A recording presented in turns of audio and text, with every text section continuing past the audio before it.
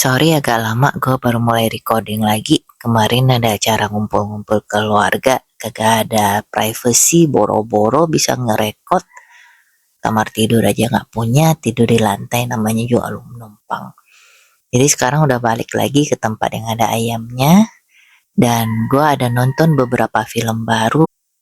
Salah satunya adalah film favorit gue. Sebenarnya gue nonton ulang. Ini adalah Eternal Sunshine of the Spotless Mind. Judulnya Keriting. Tapi kalau kalian yang tahu, mungkin yang sebangkot gua, ini tuh film zaman ya 20 tahun yang lalu, tapi masih nggak berasa selama itu. Jadi kadang-kadang kita nonton film zaman dulu ih, kayaknya jadul banget. Tapi ini nggak kok, ini juga harusnya nggak jadul banget. Karena bagi gua tuh 20 tahun yang lalu tuh kayak 2 tahun yang lalu. Kalian kalau masih muda, nanti pada saat kalian udah 40-an, beneran itu rasanya kayak gitu. Jadi jangan ketawa dulu ya. Buat kalian yang familiar tentang Jim Carrey, apalagi zaman dia masih masa-masa dia lagi muda, film-film dia tuh banyakan yang konyol-konyol, yang gak serius, yang mukanya kayak karet, yang dia bisa berekspresi macem-macem, dan dia dikenal sebagai aktor yang sangat ekspresif, tapi filmnya gak ada yang serius. Kecuali setahu gua ada dua film yang satu namanya The Truman Show, itu juga sebenarnya nggak terlalu serius, tapi di situ dia memainkan karakter karakter drama, bukan karakter komedi. Tapi kalau yang di film ini Eternal Sunshine of the Spotless Mind, moga-moga kalau gue ngomongnya sering-sering nggak tahu beribet lagi. Ini dia uh, karakternya drama banget, nggak serius. Sorry, nggak muka karet, tapi serius. Dan menurut gue tuh dia aktor yang sangat bagus dan sangat cocok untuk film ini. Jadi kalau misalnya kalian pernah merasakan punya keluarga atau teman atau pernah tahu tentang penyakit yang namanya mungkin pikun, demensia, kita kadang-kadang suka bercanda, lu lupa ini, pikun lu gitu. Tapi demensia itu menurut gua adalah penyakit yang paling menyedihkan gitu. Karena apa yang terjadi, orang yang menderita demensia itu jadi makin lama ingatannya makin berkurang, makin mulai melupakan orang-orang yang ada di sekitarnya. Dan yang membuat penyakit ini paling menyedihkan adalah orang-orang yang ada di sekitarnya, yang sayang sama dia, yang punya memori dengan dia. Dan jadi apa rasanya sih kalau kita dilupakan sama orang yang kita cintai gitu? Uh, Kayaknya lebih menyakitkan daripada misalnya mereka menyakiti kita, mereka um, apa mereka ambil lah, katakanlah mereka getok kepala kita, ya mungkin gak se ekstrim itu, tapi menurut gua memori itu adalah sesuatu yang membentuk sebuah manusia, ya gak sih? Apa sih artinya kita tanpa memori yang kita bentuk selama hidup kita ini, uh, kenangan-kenangan, masa ingatan kita pada saat kita sekolah, kerja, pada saat kita jatuh cinta, marah, kesal, sedih, kebelet, semuanya itu adalah apa yang membentuk kita. Tanpa memori itu kita itu kosong gitu, karena kita cuma sebentuk sesuatu, bahkan hal-hal yang kita pelajari kayak itulah yang membentuk kesadaran kita. Jadi kehilangan suatu memori itu udah merupakan sesuatu yang sangat inti. Dan pada saat orang yang kita cintai lupa sama kita, menurut gue itu adalah sesuatu yang paling menyedihkan. Kayak kita mengunjungi pasien, mungkin bagi orang yang merasakan orang tuanya pikun atau apa, atau mereka tuh jadi lupa kamu siapa sih, padahal kita tuh menjalani bertahun-tahun sebuah kenangan yang mungkin sangat kental, sangat membekas di diri kita, tapi orang yang kita cintai dan kita sharing memori itu lupa gitu. Jadi ya menurut gue melupakan sesuatu tentang seseorang adalah satu hal yang paling menghukum atau menyedihkan. Di buku yang saya tulis ada tentang itu juga, dan salah satu juga alasan seperti yang ada di film ini, mungkin suatu memori itu nggak selalu bagus, ada yang sangat menyakitkan, dan saking menyakitkannya itu membuat kita nggak bisa move on. Misalnya pada saat kita kehilangan seseorang, kehilangan sebuah sebuah kenangan, ada suatu kematian, ada kehilangan binatang peliharaan kesayangan, itu sangat menyakitkan sampai kita nggak bisa move on lagi, dan kita mikir gimana kalau gua remove aja ingatan ini biar gua nggak sakit hati gitu. Dan gua mikir ini panjang lebar untuk buku gua, apakah ini sesuatu yang baik gitu. Memang itu membuat kita jadi mungkin nggak jadi sakit hati ya, tapi apakah tanpa mempunyai memori itu, apakah itu jadi diskon apa yang udah kita, hal-hal bahagia yang kita alami gitu. Tanpa memori menyakitkan dan menyedihkan itu, tanpa mengingat orang atau hewan yang sudah begitu mempengaruhi hidup kita sepanjang ini, apakah ada artinya hidup kita kalau kita nggak punya memori-memori seperti itu, kalau kita nggak punya kenangan baik, kenangan indah, kenangan tentang sesuatu yang begitu penting kepada kita, walaupun pada akhirnya menyakitkan, apakah itu lengkap? Oke deh, gue nggak mau bikin gue sedih, gue nggak tahu kalian jadi sedih apa enggak, tapi menurut gue, ya ini sesuatu yang paling ditakutin semua orang yang, ya yang kayak gue lah, yang biasa-biasa aja, yang nggak terlalu ambisius soal duit, soal posisi, soal power, tapi ini adalah sesuatu yang penting buat gue. Dan satu lagi, gue habis batuk-batuk, jadi suara gue mungkin ya memang udah jelek, jadi yang makin jelek atau kadang-kadang hilang, ya udah maklumin aja, sorry udah sejauh ini. Mari kita ngomongin aja soal filmnya ya. Eternal Sunshine ini filmnya nggak linear, jadi dia masanya kita kadang-kadang bisa flashback ke masa lalu dan bisa aja ke masa sekarang. Jadi kan mungkin bisa agak membingungkan kalau nontonnya nggak difokus, dan um, sebenarnya cukup jelas kalau kita mengerti apa yang terjadi, uh, dan makin lama kita akan makin clear apa yang terjadi. Di awal-awal mungkin mikirnya kayak apaan sih ini, kayak romcom biasa, kayak film gombal, kok nggak jelas, kok karakternya kayak gini gitu. Jadi kita ngelihat ada si Jim Carrey ini namanya Joel, dia tuh tiba-tiba lagi mau naik kereta mau kerja, dia tiba-tiba gue hari ini gue mau ke Montauk, satu tempat yang gue nggak tahu di mana, tapi pokoknya dia tiba-tiba mau begitu, padahal dia orangnya nggak impulsif, orangnya nggak, bukan yang dadakan berbuat di luar dari rutinitas dia. Jadi dia tuh orangnya yang kaku, yang mengikuti, ya yang nggak pernah gimana ya, yang selalu kalem, anteng, dan nggak pernah kayak tiba-tiba punya ide, gue mau loncat tebing atau apa, pokoknya dia orangnya yang sangat-sangat vanilla gitu. Tapi pada hari itu dia tiba-tiba punya kayak, aduh gue harus ke tempat ini, ke Montauk, gue harus ke sini, dan dia langsung, pada dia lagi nunggu kereta, dia langsung kabur, lari, naik bus, dan ke tempat yang mungkin waktu itu kayaknya lagi winter deh, gak ada monyet yang ke sana. Kita kan tinggal di negara tropikal, kita gak ada masalah ke tempat manapun, kapan aja, secara mungkin kadang hujan gede, tapi kalau di tempat lain mungkin ada kayak pantai itu jadi kosong kalau lagi winter atau apa. Dan ini kayaknya kayak gitu. Dan di tempat ini ketemu satu cewek yang sangat menyolok ya, dari warna jaketnya, warna rambutnya, kalau nggak salah ungu atau biru, jaketnya orange gitu. Beda banget sama dia yang gelap-gelap, hitam-hitam, dan cewek ini kayaknya juga punya perhatian khusus sama dia, kayak berusaha menangkap, kayak ada familiarity gitu loh, kayak ngeliatin dia, senyumin, dadahin, sementara dia uh, berusaha menghindar bukan karena nggak suka, tapi dia kayak, ya salah satu line yang mungkin jadi terkenal adalah, kenapa gue jatuh cinta sama semua orang yang cuman kasih lihat perhatian gue sedikit aja gitu. Dan sebenarnya banyak orang kayak gitu, tapi ya orang yang nggak tahu tentang film ini kayak awal-awal nonton, ini kayak gini ya, drama picisan atau apa, dan apalagi tingkah laku ceweknya itu kayak, aduh nih arahnya kemana sih film ini. Tapi sabar aja, karena kita akan jadi tahu kenapa dia kayak gitu. Jadi cewek itu mulai kayak flirting, kayak ngeliatin, kayak, sementara si Joelnya cuman duduk doang dan berusaha nggak nggak respon gitu, tapi dia datang duduk sebelah dia ngobrol gitu. Nah akhirnya mereka kenalan dan kayaknya dia juga merasa klik, ceweknya namanya Clementine.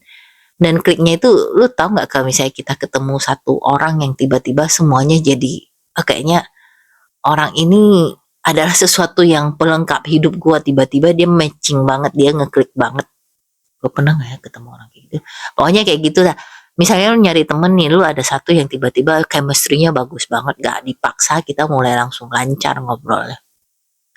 Nah, jadi mereka merasa kayak gitu, walaupun si Clementine lebih agresif, tapi si Joy juga enjoy. Mereka jadinya kayak main-main di snow angel, cuman baring-baring ngeliat langit atau apa, sesuatu yang sangat innocent dan romantis dari segi romcom. Dan habis itu pulanglah mereka dan mulailah kita dikasih lihat apa yang terjadi sebenarnya di film ini. Jadi ceritanya, dan menurut gua kenapa film ini spesial karena ini tuh sangat realistik gitu loh. Bukan realistik dari segi cara menghapus pikiran yang mungkin cuma ada di science fiction sekarang, tapi realistik tentang hubungan dua manusia yang tidak perfect. Jadi apa yang terjadi adalah si Clementine ini, mereka itu opposite attract. Jadi si Joel ini adalah orang yang diem, kalem, introvert banget. Sementara si Clementine, ceweknya dimainkan oleh Kate Winslet. Ini salah satu aktris favorit gue juga.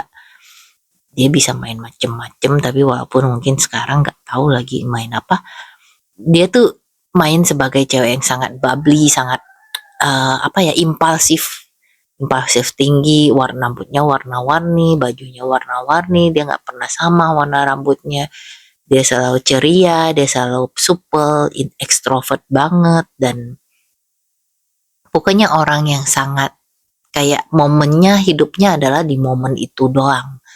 Dan dia selalu kayak mungkin gue nggak tahu kalian introvert atau extrovert ya, gue sangat introvert dan gue tuh tingkahnya mungkin agak kayak si Joel, dan orang-orang seperti Clementine ini kadang-kadang nakutin gue gitu. Tapi kadang-kadang mereka juga jadi penyelamat. Jadi karena kita kalau ada di satu setting yang sangat sosial, shit man, mati deh gue, kagak ada yang bisa gue ajak ngomong, atau guanya nggak bisa ngomong, gue harus ada di sini, gue harus stuck. Dan ada orang kayak gitu yang beramah-tamah dan baik sama kita dan ngajak kita ngobrol, mungkin tuh bisa jadi penyelamat sama kita, walaupun kadang-kadang nggak tahan juga lama-lama.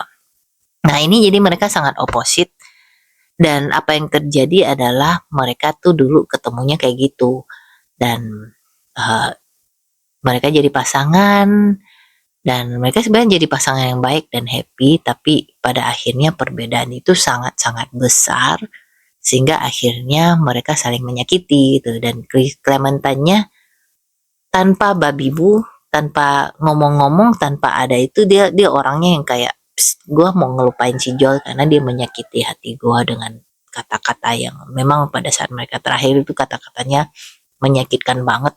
Dia langsung ke menyadari pengobatan untuk melupakan si Joel sama sekali. Dan di sini adalah sisi science fictionnya movie ini. Jadi ada satu company namanya Lacuna ya, yang yang menawarkan tentang gue bisa ngapus memori kamu tentang sesuatu gitu, secara spesifik. Kalau misalnya dari segi medical, ini mungkin possible, tapi walaupun kita belum bisa nyampe situ. Jadi mereka nyari apa yang dilakukan adalah lu membawa semua kenangan tentang orang ini, barang-barang, foto bareng, mungkin sweaternya dia, mungkin kayak hadiah dari dia, apapun yang bisa mengingatkan lu tentang orang ini misalnya.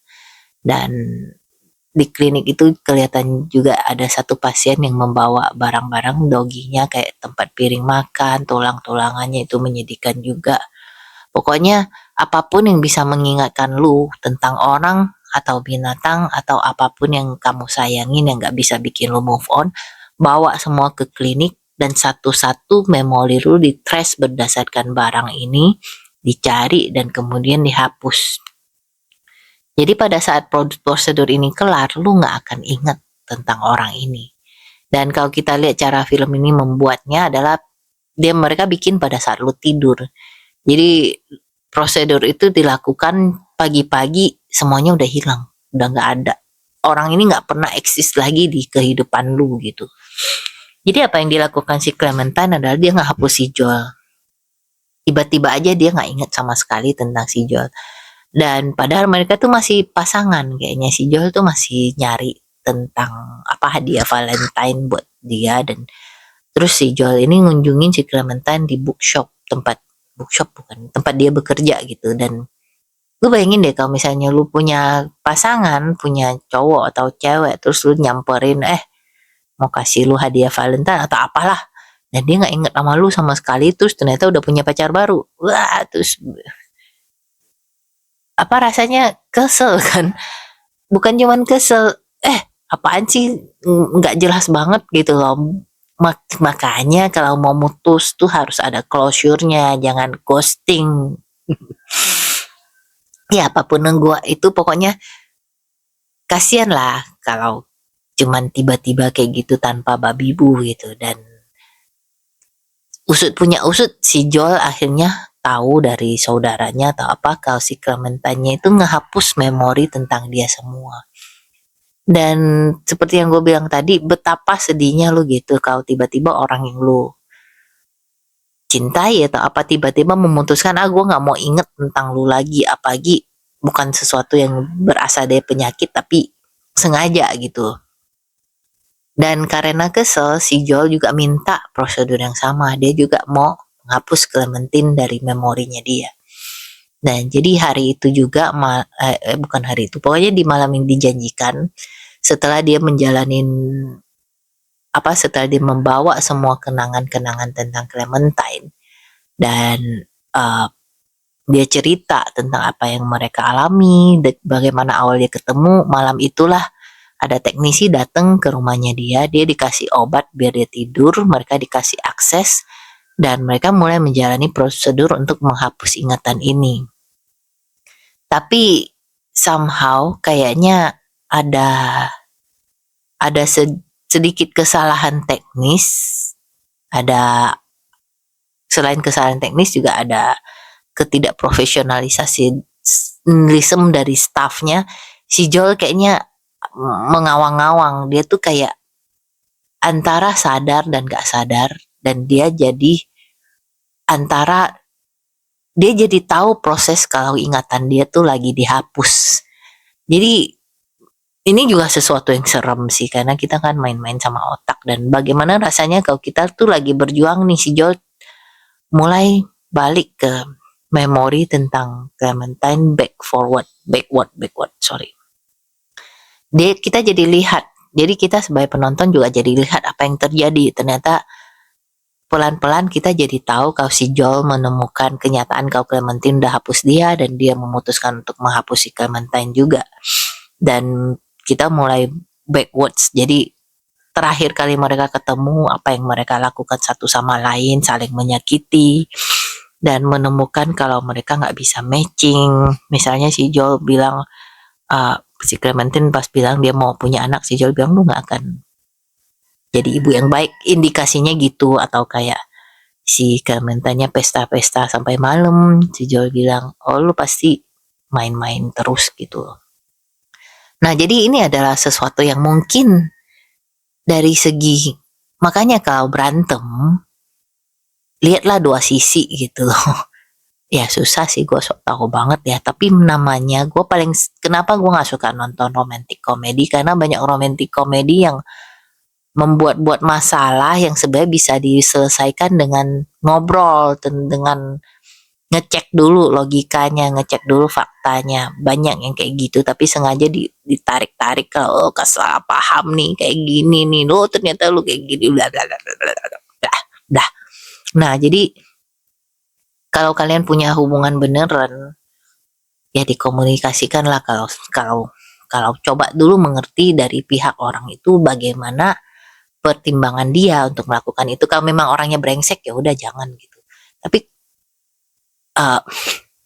bener-bener pastiin kalau dia tuh brengsek, bukan cuma salah paham. Nah, jadi kayaknya mereka itu saling salah paham mungkin, dan perbedaan mereka itu membuat mereka tuh udah punya judgement tentang satu sama lain. Dan ini kan sangat realistik tuh dari semua hubungan, apalagi ini yang namanya opposite attract gitu. Orang tuh bisa saling mengimbangi. Oh, makanya kan dibilang kalau pasangan tuh makin lama makin mirip, karena mereka tuh suatu hubungan itu adaptasi gitu. Kalau lu serius bukan dari segi money atau apa, tapi kalau lu serius tentang orang ini, lama-lama kita jadi adaptasi gitu, karena yang namanya hidup seumur hidup dengan orang lain itu nggak gampang, sama keluarga juga nggak gampang. Jadi kalau tanpa adaptasi nggak bakal jadi deh, kecuali lu punya rumah sebelah-sebelahan doang dan cuman ketemu sebentar-sebentar atau apa. Jadi karena salah paham ini dan mereka dua pribadi yang sangat berbeda, mereka tuh akhirnya saling menyakiti. Dan jadi Joel sendiri mulai ngelihat flashback, kita juga mulai belajar apa yang terjadi sebelum Clementine ngehapus si Joel. Dan pelan-pelan mereka mulai balik ke masa-masa mereka masih bahagia bareng, masih happy gitu. Dan kayaknya mereka punya hubungan yang sangat lucu ya, gimana mereka saling melengkapi gitu. Dan si Joel mulai, gue nggak mau kehilangan memori ini karena ini memori yang bikin gue happy gitu. Ada satu quote yang menyedihkan juga dari film ini, kayak bilang, can I just keep this one? Gue bisa nggak nyimpan memori yang ini aja, karena ini memori yang sangat indah dan masa-masa dimana gue ngerasa sangat bahagia bersama orang ini. Ini saat-saat yang mungkin sangat langka di dalam hidup gue gitu.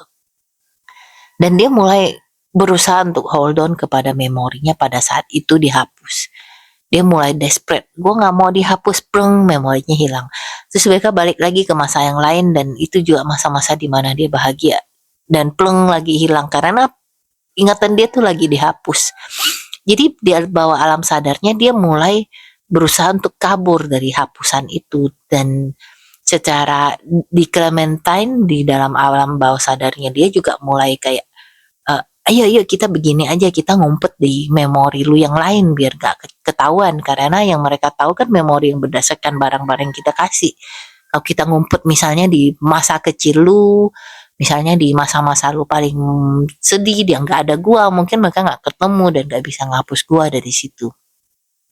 Nah, ini juga menarik dari film ini menurut gua. Jadi kita bisa ngelihat agak-agak sedikit kocak, juga agak-agak sedikit sedih, karena kita juga ngelihat masa-masa di mana Joel kecil. Tahu nggak kalau misalnya kita kayak sekarang ngomong sesuatu yang fatal, oh ini bakal jadi core memory nih. Misalnya kita kejedut atau dipermalukan di muka umum, aduh anak ini pasti core memory, pasti sampai gede, sampai tua dia akan ingat memori ini. Nah, jadi kita tuh punya core memory, misalnya kita nggak akan inget apa yang terjadi di dalam hidup kita, tapi kita inget pada waktu TK, gue pernah dapat 0 dan diarak-arak di depan umum. Nggak sih, gue nggak kayak gitu. Tapi pokoknya sesuatu yang sangat berkesan, itu film Inside Out tuh yang ngomong core memory. Sesuatu yang sangat berkesan, yang ngefek terhadap hidup kita. Nah itu di core memory kita. Jadi mereka berusaha mengumpet di core memory lainnya si Joel. Dan ada juga kata-kata si Joel yang cukup menyedihkan, gue gak ingat apa-apa selain memori-memori gue sama lu gitu. Tapi pelan-pelan mereka mulai kabur ke memori lain, walaupun akhirnya ketangkep juga. Tapi mungkin karena kayak gini, saat masa terakhir mereka berusaha bilang, si Clementine bilang, ya udah kita ketemu di Montauk gitu. Jadi apa yang kita lihat di awal film ini adalah si Joel tanpa sadar dia bereaksi terhadap ingatan satu kecil yang udah nggak relevan, tapi somehow ada di otaknya dia, gue harus ke Montauk gitu. Nah jadi di situ, dan filmnya itu jadi balik lagi pada saat mereka udah lupa satu sama lain, mereka ketemu di Montauk dan pelan-pelan mereka belajar apa yang terjadi. Nah kenapa mereka bisa sampai tahu Oke, ini review kan spoiler semua kan. Jadi kalian udah tahu apa yang terjadi, dan di reveal kalau di film ini bukan cuma tentang si Joel sama si Clementine, tapi juga tentang um, apa namanya, tentang industri ini. Jadi menurut gua film ini menarik karena dia macem-macem gitu. Dan di situ kita juga belajar tentang orang-orang yang menjalankan bisnis ini. Jadi apa yang terjadi di malam si Joel memorinya dihapus dan malam si Clementine memorinya dihapus, tuh banyak yang namanya human error. Gue kalau ngelihat, ya ampun, orang kerja kayak gini, tapi itu realistik gitu. Maksudnya banyak orang yang screw up di kerjaan mereka, nggak profesional. Apa yang nggak profesional pertama adalah misalnya pada saat Clementine memorinya dihapus, teknisi yang dimainkan si Elijah Wood yang main jadi Hobbit itu, dia tuh ceritanya jatuh cinta sama si Clementine, terus dia berusaha untuk mengambil identitas si Joel secara nggak langsung. Jadi dari situ dia tahu si Clementine suka apa aja, apa yang bisa bikin cewek ini jatuh cinta sama dia, dan dia pura-pura jadi si Joel. Jadi dia melakukan apa yang si Joel pernah lakukan dan sukses, dan dia mendekati si Clementine. Nah sekarang juga masa gue pacaran tuh nggak ada kayak gitu karena kita nggak punya sosial media, jadi semuanya tulus harusnya ya. Zaman sekarang banyak orang yang kayak gitu katanya. Jadi mereka ngestok someone dulu lewat sosial media, pengen tahu dia sukanya apa, bagaimana, habis itu effortnya jadi dari situ. Jadi bukan sesuatu yang tulus. Ya itu strategi juga ya. Tapi pokoknya orang ini secara nggak etis, dia juga ada nyimpan barang-barang si Clementine, ada kayak berusaha mereplikasi Joel dalam kehidupan si Clementine, yang bikin si Clementine mungkin merasa aneh. Gue pernah ngalamin ini sebelumnya, tapi bukan nama orang ini, apa yang terjadi sih? Kok aneh sih gitu loh. Nah mungkin itu yang juga bikin konslet dan membuat penghapusan memori itu nggak terlalu berhasil, karena mereka masih punya jejak-jejak yang diakibatkan oleh ketidakprofesionalisasi staff-staff ini. Dan pada saat malam si Joel memorinya dihapus, staffnya juga nggak profesional, mereka mabuk-mabukan, main-main. Itu yang dimainkan sama si Mark. Teknisi utamanya adalah si Mark Ruffalo yang dimainkan si Hook. Gue juga kaget, gue lupa kalau dia tuh main di film ini dan dia masih sangat muda. Sama Kristen Dunst atau apa. Jadi mereka tuh main-main jorok atau apa pas pada saat mau ngapusin memorinya si Joel tanpa begitu memperhatikan apa yang terjadi si Joel. Karena si Joel itu berusaha bangun, berusaha minta tolong hentikan ini, gue nggak mau lagi. Tapi bahkan sampai membuka mata, tapi mereka nggak sadar. Terus ternyata kita di reveal pada saat si Joel memorinya tentang si Clementine hilang karena si Joel ngajak si Clementine ngumpet di memori lain.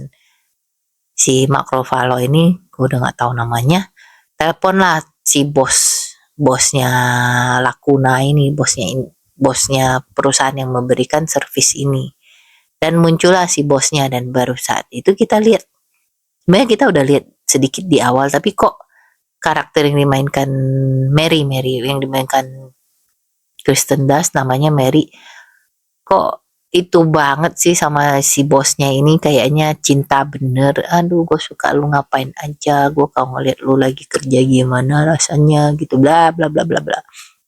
Ini jijai banget, tapi itu dia bener-bener kayak admire banget sama orang ini, hero-nya diagung-agungkan karena si Mary ini percaya apa yang mereka lakukan itu menolong orang gitu. Jadi dia support banget industri ini. Sebenarnya jarang ya, kapan sih kita benar-benar support industri yang dilakukan oleh kantor kita gitu.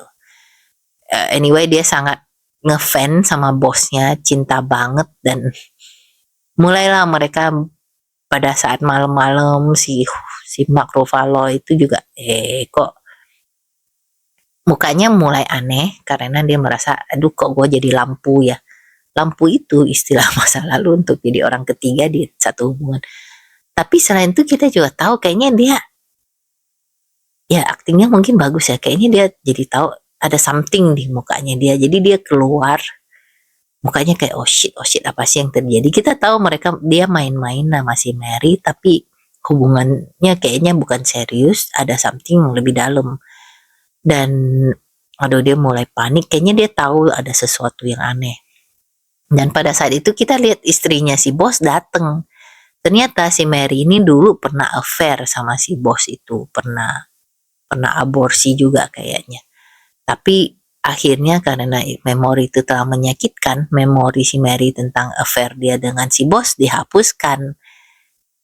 Dan pada saat ini di reveal, menurut gue ini sesuatu yang mengagetkan tapi bagus gitu, karena kita jadi astaga, jadi orang-orang yang tadi kita pikir cuman karakter penunjang, mereka tuh juga punya ceritanya sendiri yang strong. Ini yang membuat si Mary jadi jadi guncang gitu. Apa yang dia percaya tentang industri ini menolong orang, ternyata enggak. Mereka dipakai untuk menutupi sesuatu yang kayak gini, bahkan gua sendiri kena gitu. Dan namanya feeling orang, mungkin seperti yang terjadi dengan si Clementine nama si Joel, biarpun memorinya dia dihapus, chemistry-nya masih ada, dia masih cinta sama si bos. Dan si bos itu juga senang hati mulai flirting lagi sama dia. Enak banget ya lu ya, maksudnya uh, gua kayak gitu sampai aborsi segala, terus tahu-tahu dihapuskan, sekarang mau dimulai lagi. Istrinya juga udah ya terserah deh gimana gitu. Nah jadi si Mary ini karakter yang tadinya nggak jelas dan main-main ini, dia jadi terguncang. Dia balik ke office, dia berhenti. Nah pada saat dia berhenti, dia kan sebagai administratif staff di situ, diambillah semua file-file pasien-pasien yang pernah ada. Dan karena dia conscience-nya, dia nggak mau orang-orang juga mengalami kayak dia kirim balik ke semua pasien apa yang terjadi, termasuk rekaman mereka pada saat mereka sebelum menjalankan prosedur. Dan semua pasien dia dia post balik. Jadi si Joel sama si Clementine juga jadi tahu apa yang terjadi dengan mereka gitu. Dan pada saat reveal-nya kita jadi tahu, si Joel jadi ngedengerin kalau si Clementine bilang, si Joel ini orangnya bosenin, gue bosen punya relationship sama dia gak pernah impulsif, dia selalu gak pernah inisiatif atau apa, dan selalu bosen, dan dia selalu kayak sombong atau apa. Sementara si Joelnya bilang, si Clementine ini uneducated gitu, kenapa bisa kayak gitu terus, kenapa bisa sangat impulsif. Ya seperti yang kita tahu, mereka tuh dua orang yang berbeda, dan mereka tuh saling dengerin apa yang ada di kaset mereka. Lu bayangin sesuatu kalau misalnya pasangan lu lagi ngomongin yang jelek-jelek tentang lu, betapa menyakitkan itu. Dan pada saat mereka dengerin, tadinya mereka kan udah mau kayak jadian, punya chemistry sangat bagus walaupun baru ketemu. Mereka jadi balik ingatannya, kayak jadi sadar apa yang menyakitkan dari hubungan kita dulu yang membuat kita gak jadi. Dan akhirnya mereka tadi, ini percuma kita akan balik lagi kayak gini gitu. Cuman kenyataan itu juga menyedihkan, berarti kita harus putus dong, berarti that's it gitu. Dan cowoknya juga si Joel bilang, ya udah gak apa-apa. Mungkin ya dia cuman bilang gak apa-apa, dan mereka setuju gak apa-apa, dan filmnya berhenti di situ. Dan menurut gue bagus, karena itu berarti ya mungkin setelah mereka sadar apa yang terjadi, setelah mereka sadar celaan si pasangan dengan lu, jadi lu tahu apa yang mungkin bisa kita adaptasi gitu. Gue bilang sih orang gak perlu berubah karena lu tetap personality yang sama. Lu gak usah, karena lu married atau punya pasangan bukan berarti lu jadi berubah. Tapi ya ada satu lagi kuncinya adaptasi gitu. Bagaimana kita bisa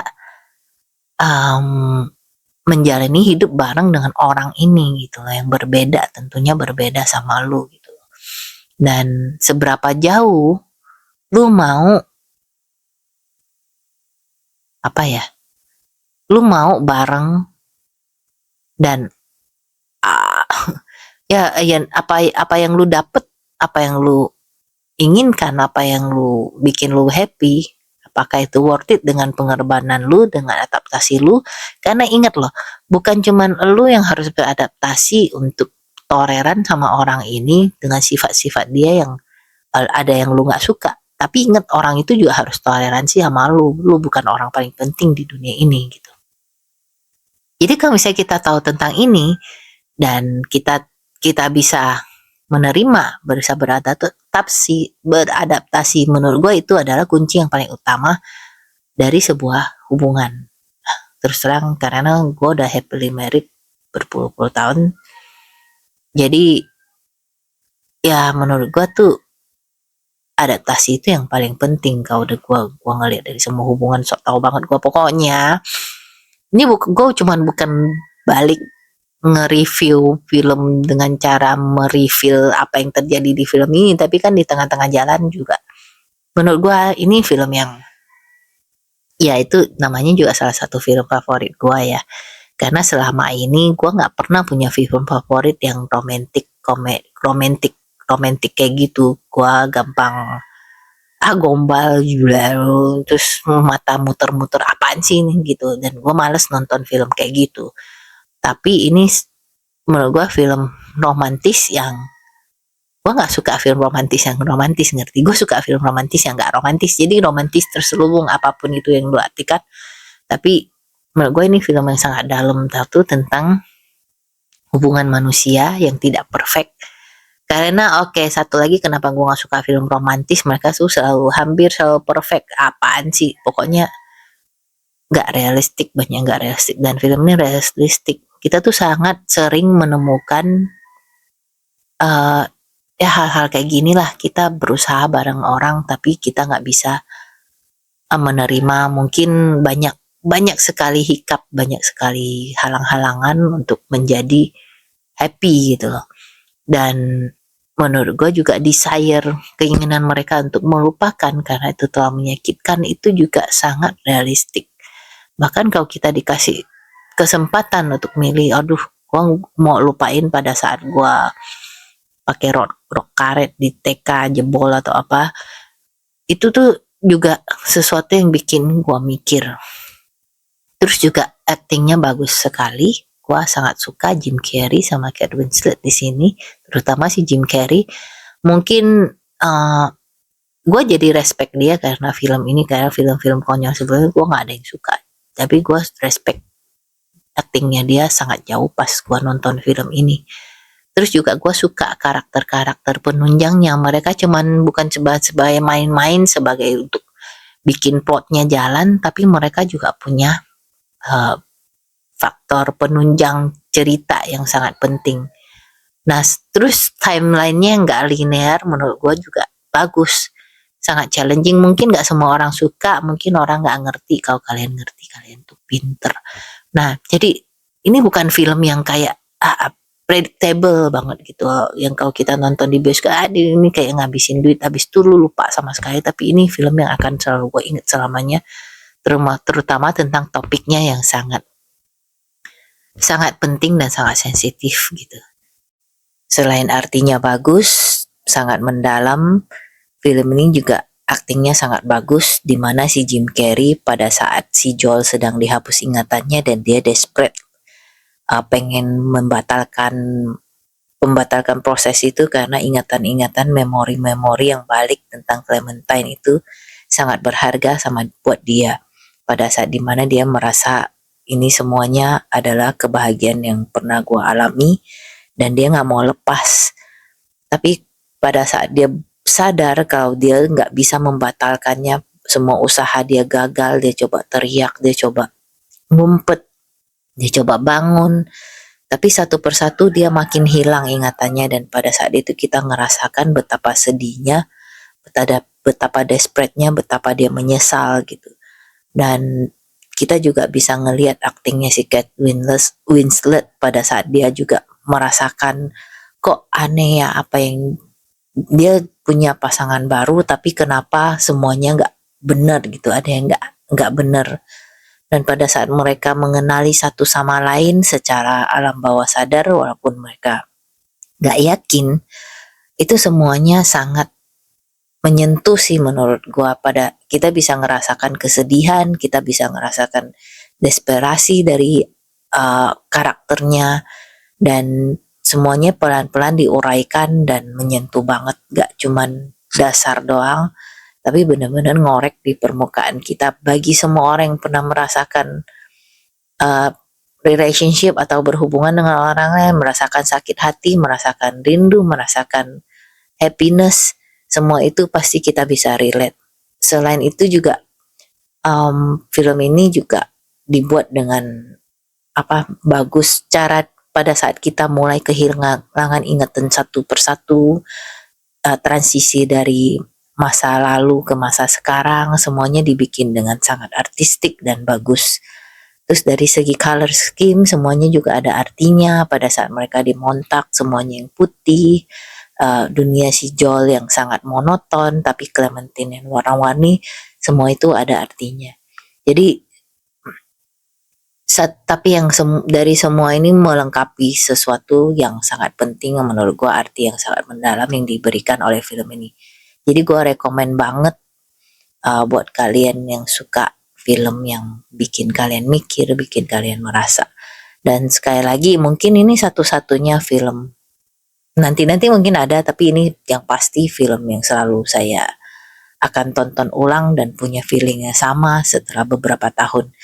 Terakhir saya nonton ini mungkin udah lebih dari 10 tahun yang lalu, tapi feelingnya tetap sama dan membuat saya tetap ngerasa gimana gitu. Ya. Jadi film ini gue kasih 9 dari 10. Tinggi banget ya, tapi memang gue suka banget film ini. Kalau kalian gak suka yang gombal-gombal tapi mau nonton tentang film tentang relationship, gue rekomen banget film ini. Oke, makasih.